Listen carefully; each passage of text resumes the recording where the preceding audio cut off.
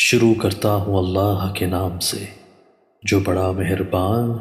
اور نہایت رحم کرنے والا ہے۔ حضرت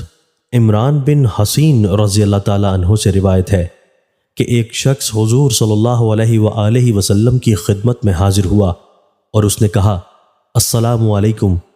آپ صلی اللہ علیہ وآلہ وسلم نے اس کے سلام کا جواب دیا، پھر وہ مجلس میں بیٹھ گیا تو آپ صلی اللہ علیہ وآلہ وسلم نے فرمایا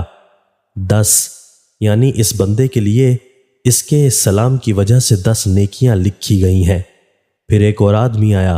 اور اس نے کہا السلام علیکم ورحمۃ اللہ، تو آپ صلی اللہ علیہ وآلہ وسلم نے اس کے سلام کا جواب دیا، پھر وہ آدمی بیٹھ گیا تو آپ صلی اللہ علیہ وآلہ وسلم نے فرمایا 20 یعنی اس کے لیے 20 نیکیاں لکھی گئیں۔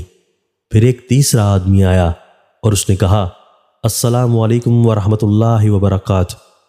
آپ صلی اللہ علیہ وآلہ وسلم نے اس کے سلام کا جواب دیا اور وہ مجلس میں بیٹھ گیا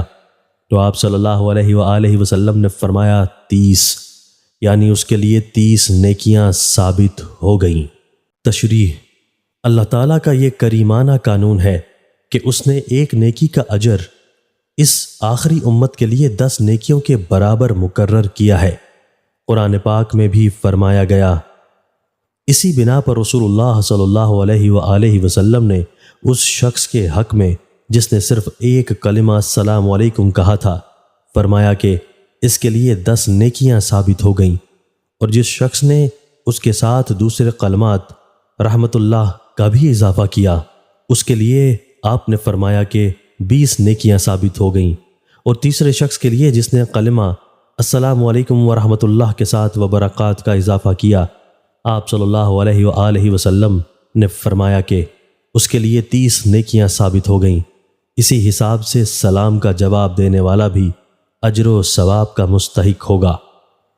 اللہ تعالیٰ ان حقیقتوں کا یقین نصیب فرمائے اور رسول اللہ صلی اللہ علیہ وآلہ وسلم کے ذریعہ اللہ تعالیٰ کی رضا اور رحمت خاص کرنے کے جو راستے ہیں ان کی قدر اور استفادے کی توفیق دے۔ حضرت ابو امامہ رضی اللہ تعالیٰ عنہ سے روایت ہے کہ رسول اللہ صلی اللہ علیہ وآلہ وسلم نے فرمایا لوگوں میں اللہ کے قرب اور اس کی رحمت کا زیادہ مستحق وہ بندہ ہے جو سلام کرنے میں پہل کرے۔